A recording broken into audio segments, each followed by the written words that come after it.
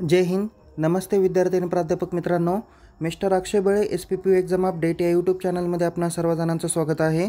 आत्ताच्या व्हिडिओमध्ये आपण समर एक्झाम 2024साठी SY BSc, SY BA, SY BCom, SY BCA science, SY BSc computer science यांच्या सेमिस्टर 4साठी AECC इन्व्हायरमेंटल अवेअरनेस किंवा इन्व्हायरमेंटल स्टडी, ज्याला आपण EVS असं देखील म्हणतो, या विषयाच्या क्वेश्चन पेपरचा फॉर्मॅट आणि परीक्षेच्या अनुषंगाने काही तयारीच्या दृष्टिकोनातून important question for study purpose आपण या व्हिडिओमध्ये देणार आहोत. त्यामुळे हा व्हिडिओ शेवटपर्यंत नक्की बघा.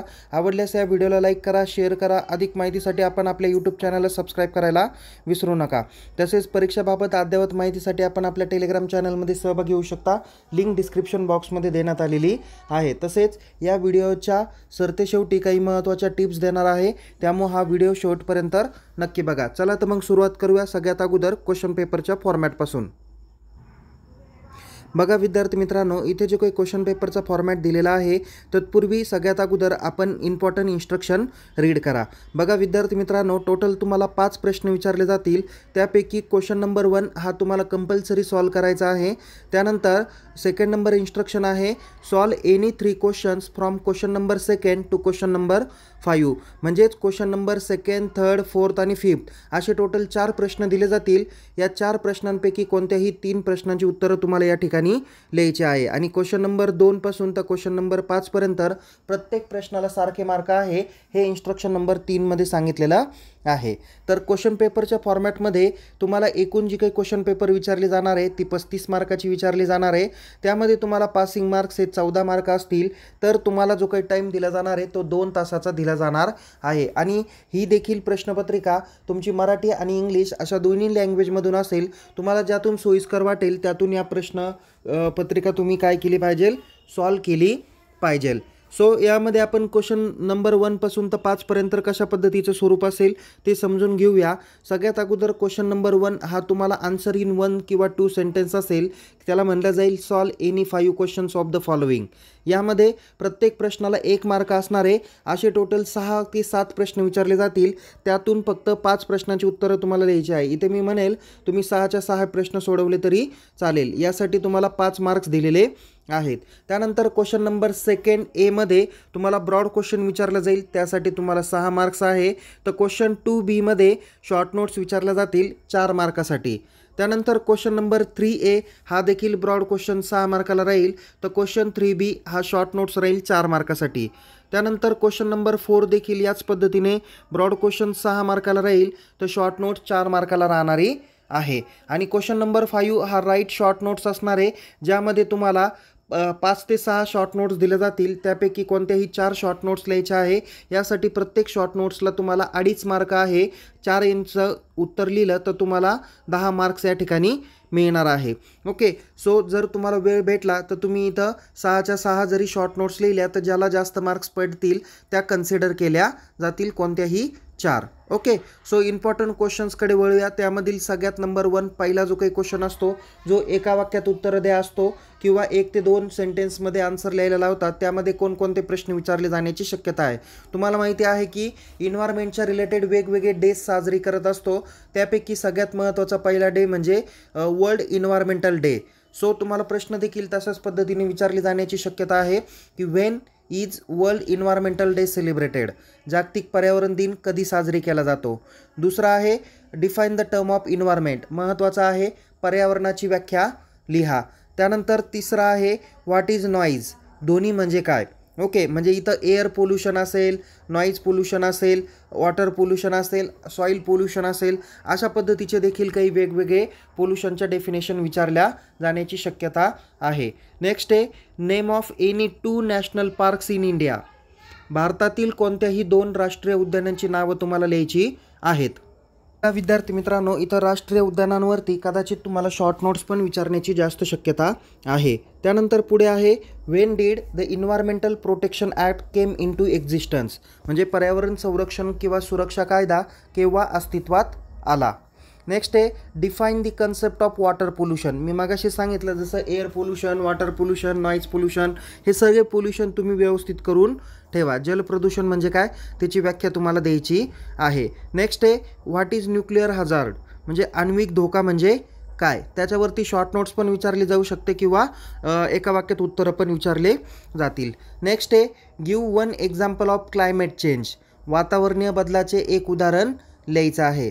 नेक्स्ट आहे write name of one case study related to the resettlement of persons, म्हणजे लोकांच्या पुनर्वसनाशी संबंधित एका केस स्टडीचं नाव तुम्ही लिहायचं आहे किंवा ती केस स्टडी या ठिकाणी वर्णन करायची आहे. नेक्स्ट आहे write one effect of landslide, म्हणजे भूस्खलनाचा एक परिणाम लिहा किंवा इफेक्ट ऑफ लँडस्लाईड या नावाने शॉर्ट नोट्स पण विचारण्याची जास्त शक्यता आहे किंवा 4 किंवा 6 मार्काला देखील हा प्रश्न विचारण्याची जास्त शक्यता आहे. नेक्स्ट आहे give any one right related to tribal population, म्हणजे आदिवासी लोकसंख्येशी संबंधित कोणताही एक अधिकार लिहायचा आहे. नेक्स्ट आहे give one example of human wild life conflicts, म्हणजे मानवी वन्यजीव संघर्षाचं एखादं उदाहरण द्यायचं आहे. ओके, किंवा नुसतं ह्युमन वाईल्ड लाईफ कॉम्प्लिट्स या नावाने पण शॉर्ट नोट्स किंवा ब्रॉड क्वेश्चन विचारण्याची जास्त शक्यता आहे. नेक्स्ट आहे क्वेश्चन नंबर 2 ते क्वेश्चन नंबर 4 पर्यंत तुम्हाला ब्रॉड क्वेश्चन आणि शॉर्ट नोट्स कोणत्या विचारल्या जातील. तर number 1, what are the national disaster, write in the short about any 2 natural disaster, म्हणजे नैसर्गिक आपत्ती म्हणजे काय आणि कोणत्याही 2 नैसर्गिक आपत्तीची उदाहरणं द्यायची आहे, किंवा नुसतं तुम्हाला नॅचरल डिझास्टर किंवा मॅनमेड डिझास्टर असे पण काही प्रश्न विचारण्याची शक्यता आहे. नेक्स्ट आहे right a short note about the importance of environmental study, म्हणजे पर्यावरण अभ्यासाचे महत्त्व थोडक्यात स्पष्ट करा, हा प्रश्न अत्यंत महत्त्वाचा आहे. नेक्स्ट आहे what are the water resources, write a brief about importance of water, म्हणजे जलस्रोत म्हणजे काय आणि पाण्याचे महत्त्व थोडक्यात लिहा, हा प्रश्न ज्वलंत आहे म्हणून जास्त करून ठेवा. नेक्स्ट आहे what are the benefits of rain water harvesting, यावरती पण जास्त करून प्रश्न निश्चित विचारले जातात, म्हणजे पावसाचे पाणी साठवण्याचे फायदे कोणते आहेत ते लिहा किंवा नुसतं रेन वॉटर हार्वेस्टिंग या नावाने शॉर्ट नोट्स क्वेश्चन नंबर 5 मध्ये पण विचारण्याची शक्यता आहे. नेक्स्ट आहे explain the benefits and problems occur due to the dams, म्हणजे धरणाचे फायदे आणि समस्या लिहा, म्हणजे धरणामुळं काय फायदे होतात ते पण तुम्हाला लिहायचे आहे आणि त्याच्यामुळं काय समस्या निर्माण होतात त्या पण तुम्हाला लिहायच्या आहेत. नेक्स्ट आहे what is the difference between national park and wild life saturation, म्हणजे राष्ट्रीय उद्याने आणि वन्यजीव अभयारण्ये यातील फरक स्पष्ट करा, या पद्धतीने पण 4 मार्काला प्रश्न विचारण्याची शक्यता आहे. नेक्स्ट आहे write the effect and control measure of the water pollution, म्हणजे जलप्रदूषणाचा परिणाम काय होतो आणि जलप्रदूषण नियंत्रणासाठीचे काही उपाय आहे ते कोणते आहेत यावरती शॉर्ट नोट्स लिहायला विचारतील. नेक्स्ट आहे how population explosion about the environment and human health, लोकसंख्येच्या स्फोटाचा परिणाम आणि मानवी आरोग्यावर त्याचा कसा परिणाम होतो हे स्पष्ट करा, या पद्धतीने हा प्रश्न आहे. किंवा नुसतं तुम्हाला लोकसंख्येचा विस्फोट या नावाने पण शॉर्ट नोट्स विचारण्याची शक्यता आहे. नेक्स्ट आहे नेहमी विचारला जाणारा प्रश्न तो म्हणजे define the term of global warming, write in details causes of global warming, इथे राईटचा अर्थ इथे तुम्हाला WRIGHT राईट असा होतो, इथे राईट नाही. ओके, ठीक आहे. Write in details causes of global warming, जागतिक तापमानवाढ म्हणजे नेमकी काय आणि जागतिक तापमानवाढीची कारणे कोणकोणती आहे, आणि तुम्हाला कदाचित यावर आधारित असा दुसरा पण प्रश्न राहील, नुसता ग्लोबल वॉर्मिंग त्याचे कॉजेस अँड इफेक्ट्स असे पण प्रश्न विचारले जातील, कारण आणि काय परिणाम होतो ते पण स्पष्ट करायला लावतील. नेक्स्ट आहे what are the effects of control and measure of noise pollution, मगाशी जसं वॉटर पोल्युशनच्या बाबतीत होतं तसं आता इथे नॉईज पोल्युशन म्हणजेच ध्वनी प्रदूषणाच्या बाबतीत आहे. ध्वनी प्रदूषण म्हणजे काय, ध्वनी प्रदूषणाची विविध कारणे कोणती, त्यावर परिणाम त्यांचे कोणकोणते परिणाम होतात आणि यावर नियंत्रण ठेवण्यासाठी कोणकोणत्या उपाययोजना आहेत हे स्पष्ट करायला लावतील. नेक्स्ट आहे explain Indian culture helps in environmental conservation, पर्यावरणीय संवर्धनासाठी भारतीय संस्कृतीची मदत ही समजावून सांगायची आहे. नेक्स्ट आहे write a short note on air act in India, म्हणजे भारतातील वायू प्रदूषण प्रतिबंधात्मक कायद्यावर थोडक्यात टीप लिहायची आहे. ओके, म्हणजे या ठिकाणी तुम्हाला काय करायचं आहे, जे वायू प्रदूषणाच्या अनुषंगाने जे काही वेगवेगळे कायदे केलेले आहे या कायद्यांबाबत तुम्हाला टीप लिहायची आहे. आता राईट शॉर्ट नोट्स 2-2.5 मार्काला कोणकोणत्या शॉर्ट नोट्स विचारल्या जातील, तर पहिली आहे डिफॉरेस्टेशन, म्हणजे त्याला आपण जंगलतोड असं म्हणतो. नेक्स्ट आहे ग्रीन हाऊस इफेक्ट, हरितगृह परिणाम. नेक्स्ट आहे food chain and food web, हा जनरली खूप वेळेस विचारला जाणारा प्रश्न आहे, म्हणून आत्ता पण करून ठेवा. अन्न साखळी आणि अन्न जाळे. नेक्स्ट आहे forest resources and it's benefit, वन्य संसाधने आणि त्याचे फायदे. नेक्स्ट आहे ओझोन डिप्लेशन, म्हणजे ओझोन वायू कमी होणे किंवा ओझोन कमी होणे याबद्दल शॉर्ट नोट्स आहे. नेक्स्ट आहे भोपाळ गॅस ट्रॅजेडी, भोपाळ वायू दुर्घटना याबाबतीत शॉर्ट नोट्स लिहायचे आहे. नेक्स्ट आहे सॉलिड वेस्ट, म्हणजे घनकचरा व्यवस्थापन. नेक्स्ट आहे एअर पोल्युशन, वायू प्रदूषण. ओझोन डिप्लेशन म्हणजे ओझोन कमी होणे, हा अगेन अँड अगेन महत्त्वाचा प्रश्न आहे, म्हणून तो तुम्ही जास्त करून ठेवा. नेक्स्ट आहे ॲसिड रेन, ज्याला आपण आम्ल पर्जन्य म्हणतो किंवा रेन वॉटर हार्वेस्टिंग, ही पण एक महत्त्वाची शॉर्ट नोट्स आहे, ती मी मगाशीच तुम्हाला सांगितली. नेक्स्ट आहे सायलेंट व्हॅली मूव्हमेंट, ज्याला सायलेंट व्हॅली मूव्हमेंट हे पण मराठीमध्ये पण असंच म्हटलं जातं. आणि नेक्स्ट आहे ओव्हर पॉप्युलेशन अँड इन्व्हायरमेंट, लोकसंख्या वाढ आणि पर्यावरण. सो या पद्धतीने काही महत्त्वाच्या क्वेश्चनची लिस्ट मी तुम्हाला दिलेली आहे. याच्या व्यतिरिक्तही काही महत्त्वाचे प्रश्न तुम्हाला विचारण्याची जास्त शक्यता आहे. यातील सगळेच प्रश्न विचारले जातील असं काही नाही. मी जसे ओरली काही प्रश्न सांगितले जे यामध्ये नमूद केलेलं नाही, तर ते तुम्ही करून ठेवा.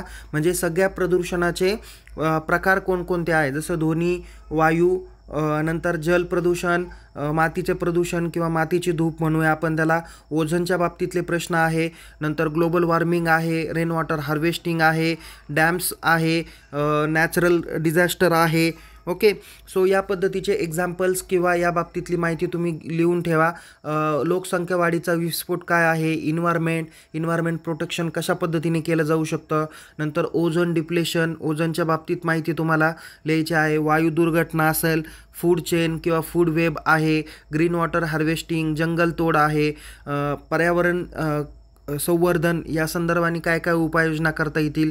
जे मी मागाशी सांगितले की वेगवेगळ्या प्रदूषणाचे जे काही प्रकार आहेत, तर त्याची कारणं, त्यांचे परिणाम, त्यावरती कशा पद्धतीने उपाययोजना करता येतील या बाबतीत तुम्ही माहिती करून ठेवा. आणि जे तुमच्या सिलेबसमध्ये दिलेले आहे त्या अनुषंगाने प्रत्येक मुद्द्यांवरती तुम्ही काही ना काहीतरी चर्चा केली गेली पाहिजे.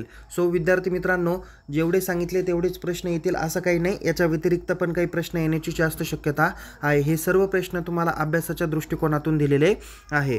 सो पुन्हा भेटूया एका नवीन विषयासह, नवीन व्हिडिओसह.